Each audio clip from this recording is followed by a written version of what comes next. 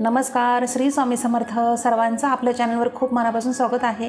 तर आजच्या व्हिडिओमध्ये आपण अतिशय खूप महत्त्वाची आणि खूप सुंदर माहिती बघणार आहोत.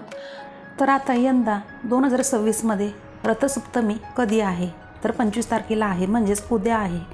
25 जानेवारी 2026 वार आहे रविवार. या दिवशी आलेले आहे आणि या दिवशी आपल्याला काय करावे आणि काय नाही करावे, या दिवशी आपल्याला रथसप्तमी जी आहे तर ती कशी साजरी करायची आहे, पूजा कशी करायची आहे, तर आज या संदर्भात आपण संपूर्ण माहिती बघणार आहोत. तर कृपया सगळ्यांनी व्हिडिओ पूर्ण बघा. आणि तुम्ही नवीन असाल, फर्स्ट टाईम आता आपले व्हिडिओ पाहत असेल तर आपल्या चॅनलला सबस्क्राईब करा, जेणेकरून आपले दररोजचे जे नवीन व्हिडिओ येतील ते सर्वात आधी तुमच्यापर्यंत पोहोचतील. आणि कमेंट बॉक्समध्ये कमेंट नक्की करा. आता आपण व्हिडिओला सुरुवात करूया. तर येणार रथसप्तमी म्हटलं ना तर सूर्यदेवाचा जन्मदिवस असतो आणि या दिवशी आहे ना रथात म्हणजे बसलेले असतात सूर्यदेव. तर असं म्हटलं जातं की रथसप्तमीच्या दिवशी म्हणजे सूर्याची जी किरणं पडली, सर्वात आधी जी किरण पडली सूर्यदेवाची तर ती पृथ्वीवर पडली. त्या दिवशी रथसप्तमीच्या दिवशी रथसप्तमी आहे तर त्या दिवशी आपल्याला जास्तीत जास्त सूर्यदेवाची उपासना करायची आहे आणि रथाची सुद्धा आपल्याला पूजा करायची. ते मी तुम्हाला पुढे सांगते कसं काय करायचं आहे ते. तर त्यामुळे आहे ना सूर्यदेवाची उपासना करण्यासाठी आहे ना खूप विशेष असा महत्त्वाचा दिवस आहे तो म्हणजे रथसप्तमी. तर एकमेव असे देव आहेत ते म्हणजे सूर्यदेव. तर सूर्यदेवाला आपण बघू शकतो, तसं आपण इतर देवतांना बघू शकतो का? नाही बघू शकत. फक्त सूर्यदेवाला, चंद्राला आपण बघू शकतो. खरं तर आहे ना बघा, सूर्यदेवामुळेच आहे ना फक्त आपण आपल्या आयुष्यामध्ये, आपल्या जीवनामध्ये आपण सगळं काही बघू शकतो. तर फक्त आहे ना सूर्यदेवामुळेच बघा आपल्या जीवनामध्ये, आपल्या सांसारिक आयुष्यामध्ये एक आपल्याला प्रकाश मिळाला आहे. तर तुम्ही असा कधी विचार केला आहे का की सूर्य उगवलाच नाही किंवा म्हणजे अशी सकाळच झाली नाही तर काय होईल? सगळं आपल्या जीवनामध्ये अंधकार होईल. तर आपल्या आयुष्यामध्ये किती मोठ्या प्रमाणात अंधकार वाढेल. मग तसंही आपल्या आयुष्यामध्ये खूप अंधार आहेच. तर त्यामुळे ना सूर्य उपासनेला या दिवशी जास्तीत जास्त महत्त्व आहे. हा दिवस खूप शुभ मानला गेला आहे सूर्यदेवाच्या उपासनेसाठी.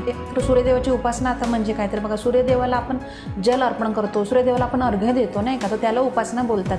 तर जे कोणी उपासना करतात सूर्यदेवाची तर त्यांच्या बघा आयुष्यामध्ये सगळं काही चांगलं असतं.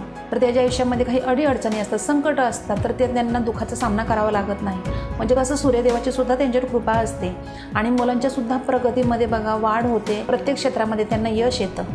हे याचं कारण आहे. त्यामुळे बघा सूर्यदेवाची उपासना खूप महत्त्वाची आहे. त्यामुळे बघा आपण जर दररोज सूर्यदेवाची उपासना केली नित्यनेमाने तर आपल्यासुद्धा आयुष्यामध्ये काही अडचणी येत नाही, काही संकट येत नाही, अपयश येत नाही कोणत्या कामामध्ये. सहज आपली कामं होतात. सांगितलं की भले आपल्याला वर्षभर सूर्यदेवाला जल अर्पण करणं, अर्घ्य त्यांना देणं म्हणजे शक्य झालं नाही तर काही हरकत नाही. फक्त तुम्हाला सांगते रथसप्तमी आहे त्या दिवशी विशेष महत्त्व आहे सूर्यदेवाच्या उपासनेला. त्यामुळं आपल्याला सूर्यदेवाला जल अर्पण करायचं आहे, त्यांना अर्घ्य द्यायचं आहे. तर तुम्हाला सांगते मी की आपल्याला सूर्यदेवाची उपासना कशी करायची आहे. तर सूर्यदेवाला आपल्याला जल अर्पण करायचं आहे, त्यांना अर्घ्य द्यायचं आहे. तर ते कसं करायचं? तर आपण ज्यावेळेस उठतो, आंघोळ वगैरे सगळं व्यवस्थित आपण करतो, त्याच्यानंतरच तुम्हाला काय करायचं तर सूर्यदेवाला जल अर्पण करायचं आहे. पूर्व दिशेला तोंड करायचं. तर तुम्हाला एक तांबे घ्यायचं आहे, तांबे कोणताही तुम्ही घेऊ शकता. तर तांब्यामध्ये तुम्हाला पाणी घ्यायचं आहे, हळदी कुंकू टाकायचं, एखादं फूल टाका, अक्षदा टाका आणि नंतर तुम्हाला सूर्यदेवाला अर्घ्य द्यायचं आहे. असंच करायचं आहे, बस एवढं. सूर्यदेवाला तुम्ही जल अर्पण करणार, ज्यावेळेस तुम्ही अर्घ्य देणार त्यावेळेस तुम्हाला एक मंत्र बोलायचा आहे.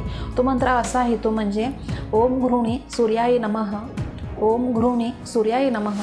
तो मंत्र तुम्हाला बोलायचा आहे. त्यांना प्रार्थना करायची की हे सूर्यदेवा, आमच्या आयुष्यामध्ये काही अडचणी असतील, काही संकट असेल तर ती कमी करा. तुम्हाला अशी त्यांना प्रार्थना करायची आहे. तुम्हाला सांगते सर्वात महत्त्वाचं, शक्यतो तुम्ही 8:30च्या आधी म्हणजे 8:30च्या आधीच या दिवशी तरी निदान लवकर उठा तुम्ही आणि सकाळी 8:30च्या आधी तुम्हाला सूर्यदेवाला जल अर्पण करायचं आहे. एवढं लक्षात ठेवा. आता दुसरं असं आहे ते म्हणजे या दिवशी तुम्हाला काय करायचं आहे तर रथसप्तमी आहे त्या दिवशी बघा आंघोळीच्या पाण्यामध्ये तुम्हाला थोडेसे पांढरे तीळ टाकायचे आहेत. कारण या दिवशी तिळाला खूप महत्त्व आहे. तर तुमच्या कुटुंबामध्ये लहानांपासून ते मोठ्यांपर्यंत म्हणजे सगळ्यांनीच आंघोळीच्या पाण्यामध्ये तीळ टाकूनच आंघोळ करायची आहे.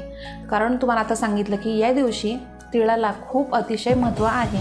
आणि रथसप्तमीच्या दिवशी आहे ना तुम्ही दानसुद्धा करू शकता, तिळाचं दान. कारण बघा या दिवशी दानाला खूप महत्त्व आहे. आणि बघा आपण मकर संक्रांत असते त्या दिवसापासून ते रथसप्तमी तोपर्यंत आपण हळदी कुंकू हे करत असतो, बोरहान करत असतो. तर त्याची सांगता असते ती रथसप्तमीला. रथसप्तमीला हा शेवटचा दिवस असतो, त्या दिवशी आपण सांगता करत असतो. आणि आता या दिवशी आपल्याला पूजा कशी करायची आहे तर बघा तुम्हाला सांगते. तर तुम्हाला काय करायचं आहे तर बघा एखाद्या वहीवर म्हणजे एखाद्या पेजवर किंवा पाटीवर तुम्हाला रथ काढायचं आहे, रथ. आणि सूर्यदेव तुम्हाला काढायचं आहे म्हणजे रथात बसलेले सूर्यदेव. तर या दिवशी सूर्यदेव जे आहेत तर ते रथामध्ये बसलेले आहेत. तर त्यामुळं आपल्याला तसंच चित्र काढायचं आहे सूर्यदेवाचं आणि आपल्याला पूजा करायची आहे. सूर्यदेव रथामध्ये बसलेले आहेत, तर तसं तुम्ही चित्र काढलं तर तुम्हाला ते एका पाटावर किंवा एखाद्या चौरंगावर ठेवायचं आहे आणि तुम्हाला त्यांना हळदी कुंकू अक्षदा अर्पण करायचे, फूल अर्पण करायचे, असं तुम्हाला करायचं आहे. आणि त्याच्यासोबतच तुम्हाला घरामधले जे आपले धान्य असतात 7, तर त्याच्यामध्ये तुम्हाला तिळाचा सुद्धा समावेश करायचा आहे. तर तुम्हाला अशी 7 धान्याची पूजा करून घ्यायची आहे. आणि त्याच्यानंतर बघा जे धान्य आहेत आपण ठेवलेले, तर तुम्हाला बघा ते दान करायचे आहेत. कारण तुम्हाला सांगितलं की या दिवशी दानाला खूप महत्त्व आहे, तर तुम्ही दानसुद्धा करू शकता ते धान्य कोणाला. नाहीतर तुम्ही आपल्या घरामध्ये जे धान्य असतं त्याच्यामध्ये सुद्धा तुम्ही मिक्स करून वापरू शकता, असं केलं तरी चालणार आहे. तर तुम्हाला आता समजलं असेल की आपल्याला या दिवशी 7 धान्याची पूजा करायची आहे आणि सूर्यदेवाची आपल्याला उपासना करायची, पूजा करायची, अशी साधी एकदम सोपी. तर तुम्ही दानसुद्धा करू शकता किंवा जरी तुम्ही दान केलं नाही, तुमची इच्छा नसेल दान करायची, तर तुम्ही ते जे धान्य आहे तर ते तुम्ही घरामध्ये सुद्धा वापरू शकता. आपल्या घरातल्या धान्यांमध्ये ते धान्य जे आहे तर ते मिक्स तुम्ही करू शकता.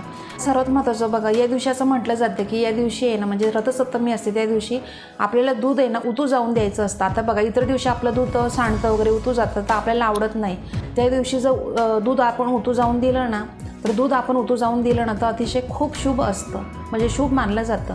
त्या दिवशी आपल्याला दूध उतू जाऊन द्यायचं. तर ते कसं करायचं ते सांगते तुम्हाला. तर बघा आपण जे सुगड घेतो ना, बोळकं, मकर संक्रांत असते त्या दिवशी आपण पूजा करतो, तर ते असतं ना सुगड, तर ते तुम्हाला घ्यायचं आहे. आणि त्याच्यामध्ये तुम्हाला काय घ्यायचं आहे, दूध घ्यायचं आहे आणि थोडेसे तांदूळ तुम्हाला टाकायचे आहेत, थोडीशी साखर तुम्हाला टाकायची आहे, म्हणजे त्याची खीर तयार होईल.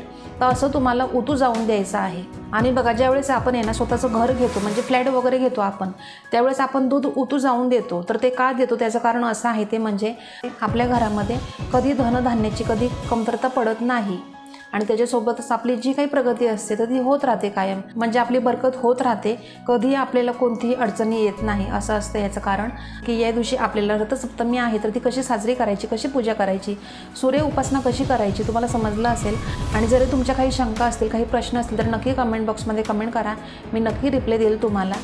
तर चला, आजचा व्हिडिओ इतकाच होता. अतिशय छोटीशी माहिती होती, पण खूप महत्त्वाची उपयुक्त माहिती होती. तर आजचा व्हिडिओ तुम्हाला थोडा तरी आवडला असेल तर व्हिडिओला एक लाईक नक्की करा आणि जास्तीत जास्त व्हिडिओ शेअर करा. आणि तुम्ही अजून सबस्क्राईब केलं नसेल आपल्या चॅनलला तर नक्की सबस्क्राईब करा आणि कमेंट बॉक्समध्ये कमेंट करा. तर आपण दररोज अशा नवीन व्हिडिओमध्ये भेटत जाऊ. तर आजचा व्हिडिओ मी आपले स्वामी समर्थ महाराजांनी रुजू करते आणि इथंच थांबते. धन्यवाद. श्री स्वामी समर्थ.